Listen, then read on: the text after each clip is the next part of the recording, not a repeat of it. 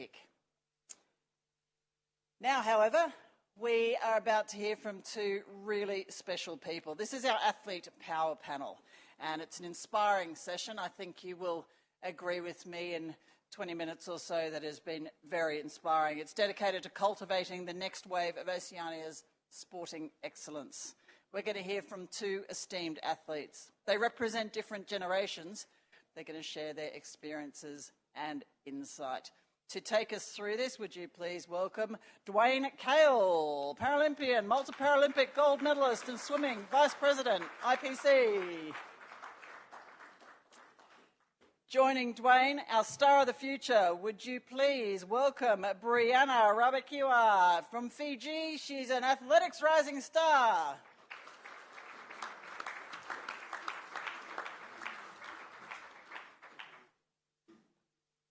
It's all yours, Dwayne.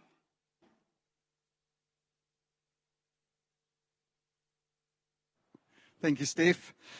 Ina mana, ina reo, ina karangatanga maha, tēnā koutou katoa. To all the speakers, all the voices, all the important people in the room, it's a pleasure to be with you here. Greetings to you. I might start, if I could, by reflecting on yesterday. One of our colleagues in the room here during an opening address, and a person I have huge respect for, Mr. Paul Bird, he actually presented in a new fashion garment, and it was so successful, the whole room is now wearing them.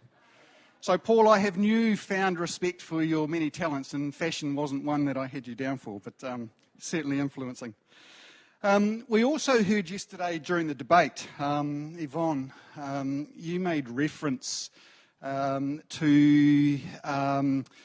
you questioned us really on what are we doing for youth and their performance pathway and their aspirations.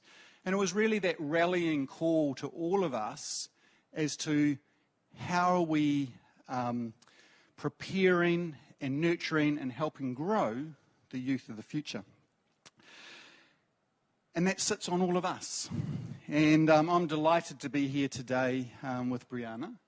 And because what is in front of you is the picture of the future of 2032 and what we are trying to achieve through the Oceania strategy. Now that picture doesn't include me, if you were wondering. It includes Brieanna, because it's taking people like Brieanna and helping her on that sporting journey to her individual sporting success and success as an individual.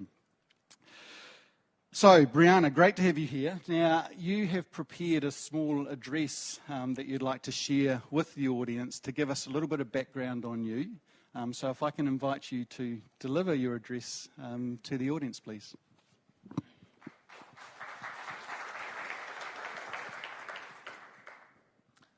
Bulavinaka. If you ask any Fijian what athletics is, their answer would simply be, is that the sport where they run, right?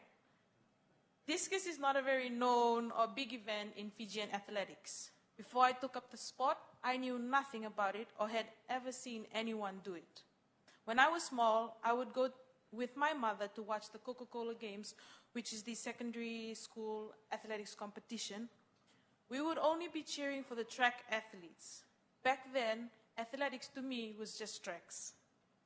Just like every field athlete in Fiji, I got to find out about discus from my PE teacher in high school, who asked me to try out discus since I was already doing shot put.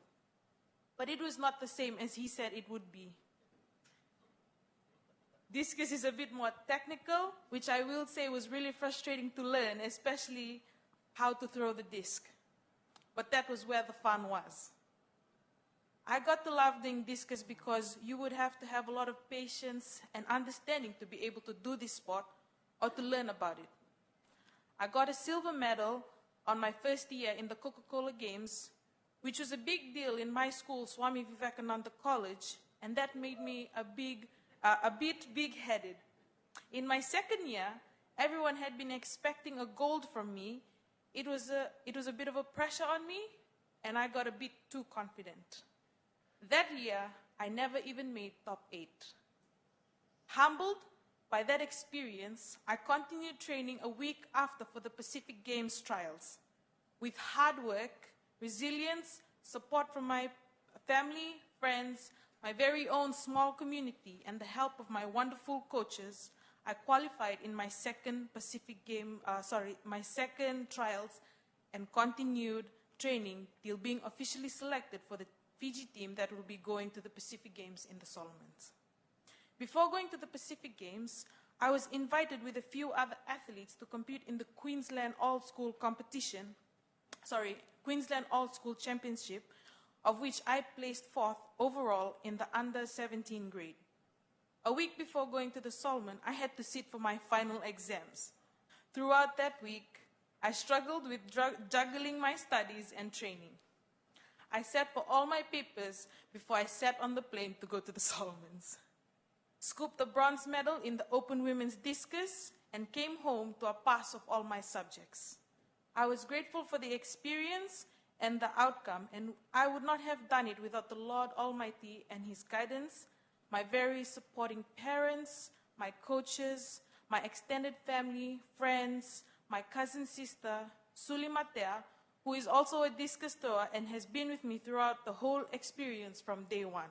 And not forgetting Athletics Fiji for giving me an opportunity to represent my beautiful country.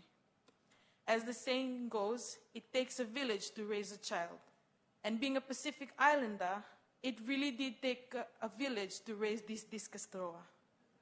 Today, my 13-year-old sister and 10-year-old brother, who are track athletes, are now also training for discus. My cousins, who are always excited to call me and inform me about their training, and not forgetting my schoolmates that are athletes, who are always eager to learn about discus from me, even though sometimes they tend to show how frustrating it is. I'm happy to have inspired them to take up discus, not just for the Coke Games, but for more. In previous years, school training was more focused on tracks, and we would train with the track athletes or pushed aside to wait. Now, the school finally appreciates the field athletes as well and has built us our very own school throwing pit and has given us our very own time frame for training. It makes me so happy that there is a large number of field athletes this year, not only in my school, but in other Fiji high schools as well. My name is Brieanna Rabakewa. I am 16 years of age. I am a daughter, granddaughter, a big sister, a role model to some, a senior prefect, the school athletics team captain, a science student, and most importantly, an athlete in training for the 2032 Brisbane Olympics. Thank you.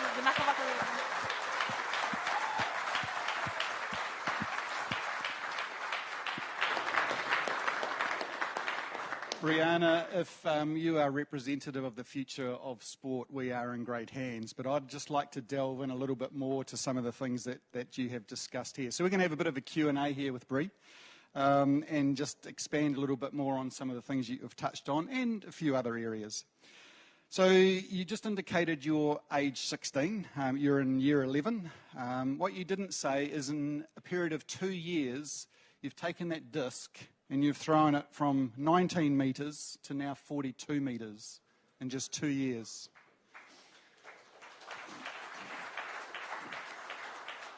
You also referenced that a year ago when you competed in Brisbane, you were 4th, throwing 35 metres. What you didn't share with us is last week you were also in Brisbane and you were in the under 18 age group, age 16. And you threw 40.57 metres, winning the gold. I think that's worth a round of applause too. So let's have a little bit of a chat about your journey. And you talked a little bit about this in your address. Many athletes, they will talk about referencing success. They'll credit hard work, dedication, goals, resilience, various strategies to achieve those goals. Has that been your recipe for your incredible trajectory of sports performance to date? Yes, it has been quite a journey. It is not easy, but with hard work, determination, and if you put your mind to it, to something that you really want, you definitely will get it. with a lot of hard work, resilience, and determination. Yes, last year, in the month of October, we had gone down for the All Schools Queensland competition, and that competition was supposed to, for me to gain a bit of confidence for the Pacific Games.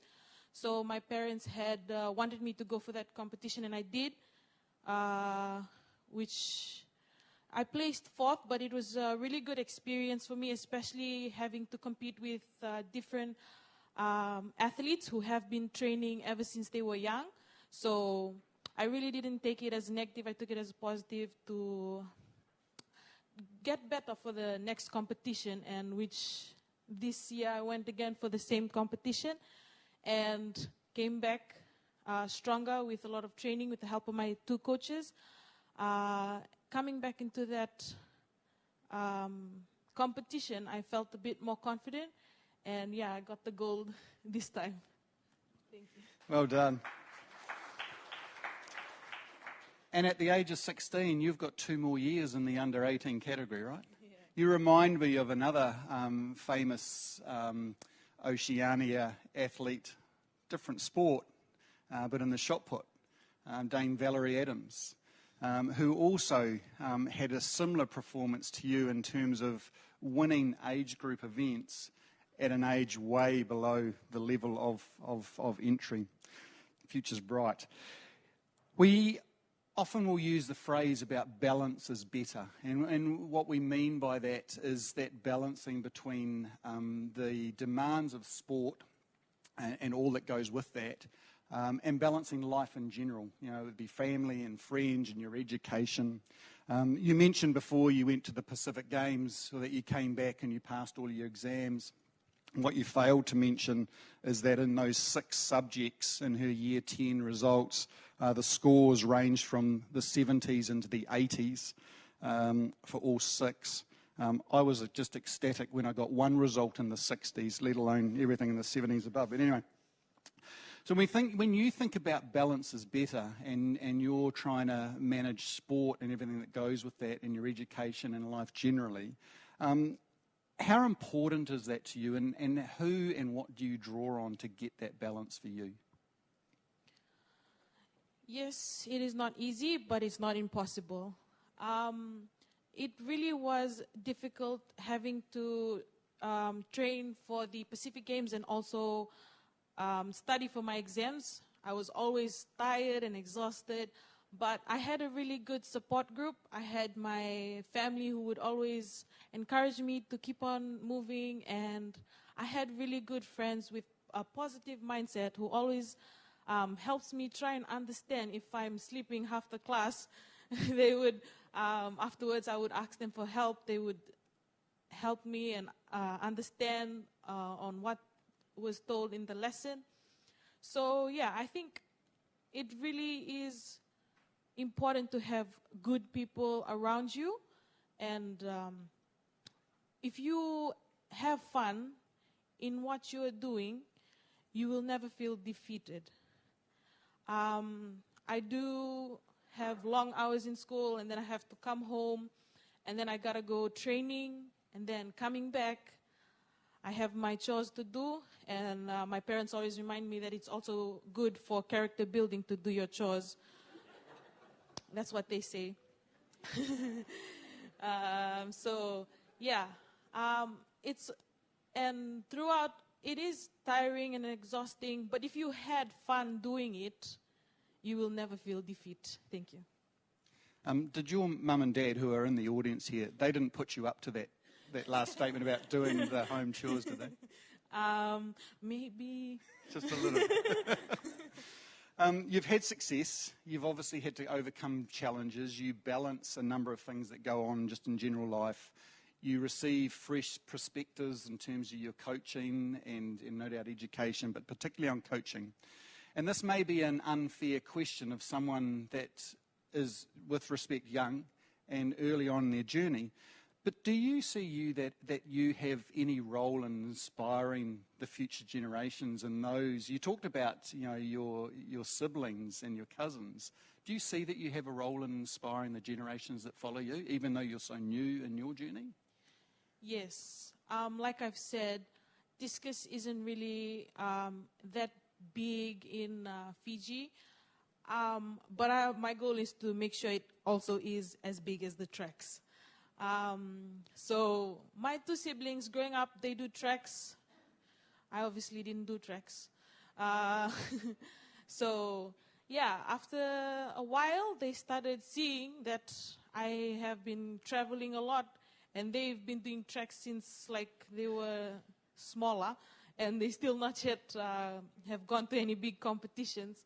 So they started telling my parents, like, I think we want to do discus as well, so we can also go to Australia.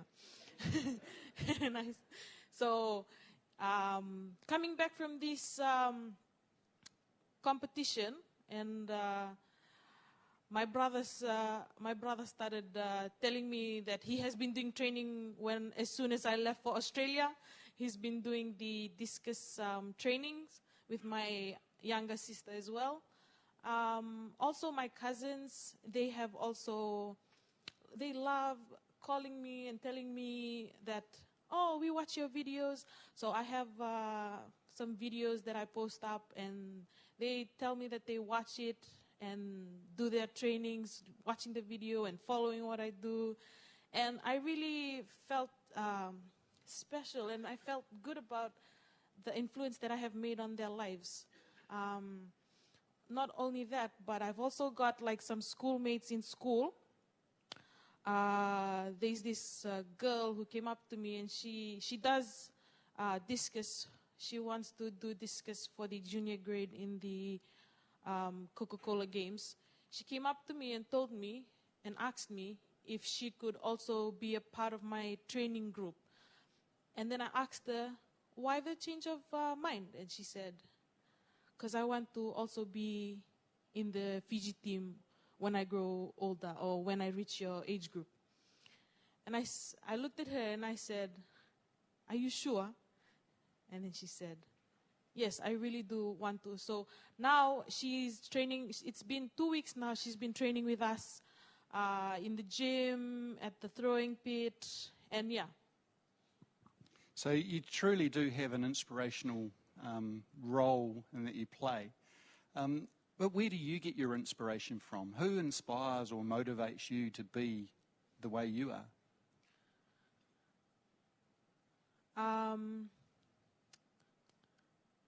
I'm going to say my family. Yes, we don't have any big discus coaches here in Fiji who know like really what discus is.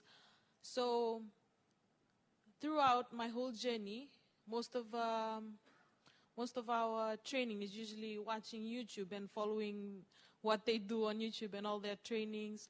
And sometimes my coach, Mustafa Fall, whenever he's in the country, he would help me out with a bit of techniques for my throwing. And what really pushes me to become better is knowing all the sacrifices and prayers that my parents, my grandparents, and the whole extended family has been making for me. Thank you. So I talked about that rallying call, and here's one request of looking for some guidance on coaching and discus throwing. I'm sure with the collective connections in this room, we can certainly provide some assistance there. So in closing, you're a young athlete, you're navigating a very complex sporting system and all the challenges that go with that. What do you say to us, given your experience and what you've gone through to now, what do you say to us as sporting administrators of sport on what we need to be aware of for those like yourself that are coming through the sporting system? How could we have made that transition or movement easier? What do we look out for?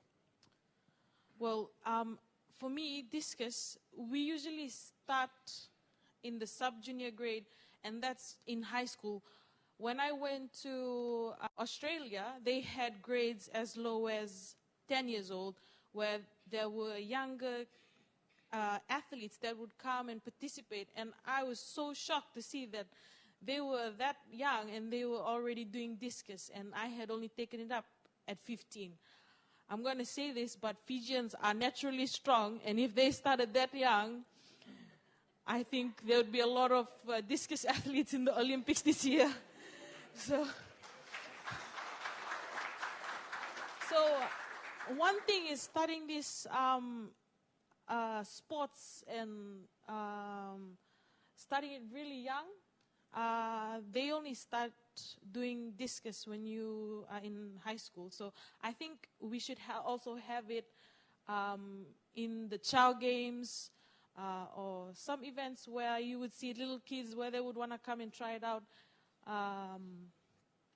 And also, we do not have the facilities for discus. In Australia, they have it available from 5 to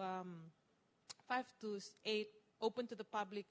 And we do not have that here in Fiji. They close it up because they did not want the rugby ground to get damaged from all the discus throws. So, yeah, I really think that we need these facilities and start coaching young kids from a really young age. Yeah, thank you. Thanks, Bree. So when we reflect on the discussion on yesterday's delivery of the strategy for 2032, and a couple of those measures around the representation of 17 flags, it'll be measured by attendance and performance in Brisbane 2032. But I think what's also really important is that, and as you've heard today from Bree, it is more than just performance and attendance. It's the impact that people like Bree have on others and the impact that Bree has on society as a whole to encourage more people to be active in sport. And you've heard this from a 16-year-old who is, well advanced of her years in terms of how she thinks and how she approaches sport. So, Bree, I'm conscious of our timing, but I want to close in wishing you all the very, very best on your sporting journey. And thank you for all you are doing in Fiji for those that look up to you and will continue to look up to you. Please join me in congratulating and wishing all the best.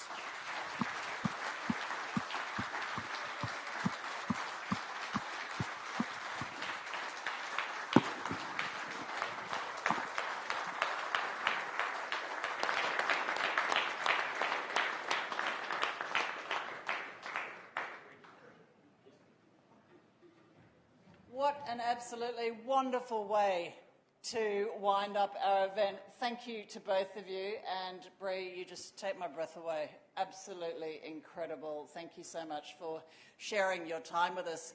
Folks, the last word, as I'll get you to stay up here because we're about to have a photo, but before we do that, here's the man who's been,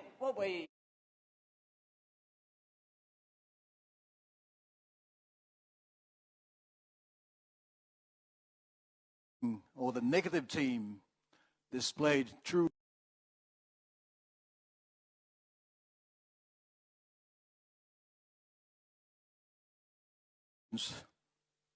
what is it that we really need, and what are your wishes for Brisbane 2032? There was high performance.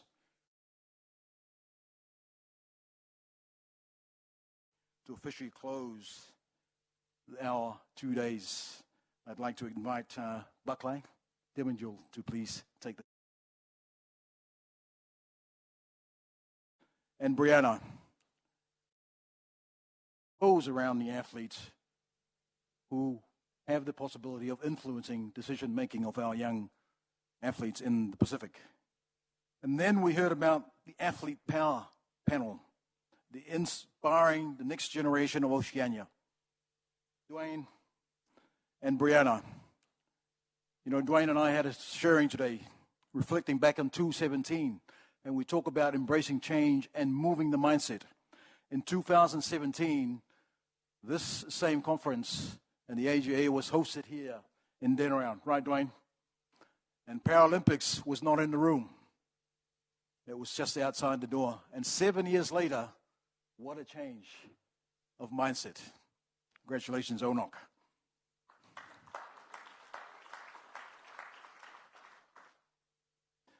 Brieanna, the theme for this year is about aspirations. And after hearing you, as we've all heard, if that's not an example of aspiration for 2032, ladies and gentlemen, I don't know what is. Fantastic.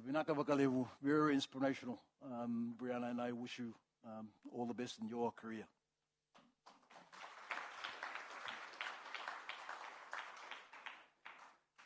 And that pretty much wraps up our 2 days. I won't say any more, just to thank you, but also acknowledge all the partners for IOC and also ONOC. And I've been also reminded to make mention of some of the development partners, Australian government through the Pacific Oz Sports, for the wonderful support you've provided for many of our athletes through our National Olympic Committees here today as they prepare for Paris 2024. Thank you.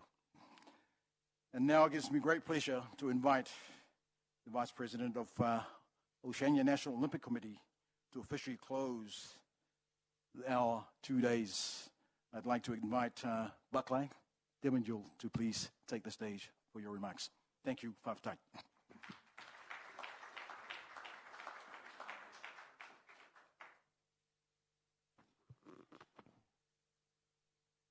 If you can just spare me about an hour, I just need to. I'm so inspired by Brieanna. I think I'm going to be a discus athlete. Well, it comes to another great end of this Step Up Oceania V2. So I'm going to tell a quick story, and this is a good story for everyone. I think I've told a couple of people just to see what legacy and sustainability has really provided in our journey, especially for Palau and FSM and many of the smaller NOCs. We became a member in Sydney. That was our first Olympic Games. So I just wanted to share that after Sydney, we had an athlete, Peoria Goshiba. She's a 100-meter runner. And after she went home, she had a baby named Sydney. She named her baby Sydney. Sydney is now training under Yvonne at Gold Coast in her journey to the Brisbane Olympic Games and to Paris. And her name is Sydney. She's 18 years old. And then I had a staff who was a team manager for Athens. And he went home and the wife got pregnant and they named her daughter Athena. And Athena, would you believe it, is at Griffith University. She just graduated and she's going to be a sports physio. So in the next story, maybe 4 years or 8 years later, I think Athena and Sydney might have a daughter named Paris or Brisbane.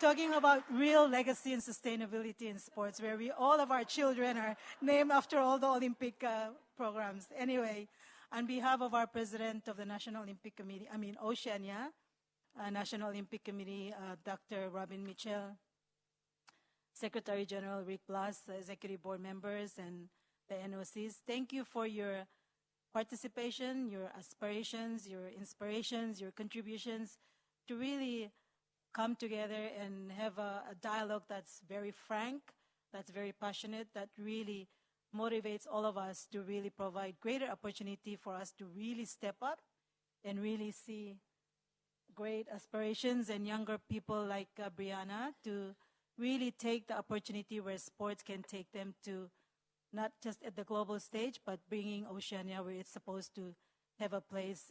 It's the center of the global, of the Olympic movement. It has been a great 2 days, and I know that many of you were part of the first inaugural session, and I think we will continue to have this journey together, to continue to collaborate, engage, and really progress forward, and then join the journey of Brieanna and many others of Oceania to leverage the responsibility of where sports can really make stronger contributions to not only high-performance sports, but high performance in all of our livelihood in our home of Oceania. So thank you. Enjoy the rest of the evening and the rest of the meetings in Fiji. Thank you to ONOC, the staff, the organizers that made this possible for all of us, the hotel, the volunteers, and everyone for all your contributions as part of our family of Oceania as we make contributions to where sports can really leverage and add value to all of our objectives and our programs together. So thank you, and again, Brieanna, let me give you a hug.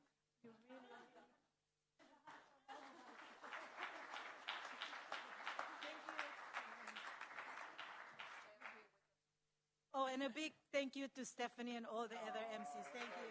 Thank you. Yes, indeed. You took the words out of my mouth. Thank you to everyone that's been up on this stage. Thanks to all of you who've been in the audience and part of the collaborative conversations, and long may they continue. It's been an absolute joy, Adma. Thank you for having me back. Absolute joy to spend the last couple of days with you. Now I need to spend 5 minutes very close with you because we want a photo to finish things off. So, folks, on your feet, we're having 2 photos. First, everybody please forwards. We're going to put some chairs in the front row. There'll be a row standing behind, chairs on the front row of the stage and a row standing behind.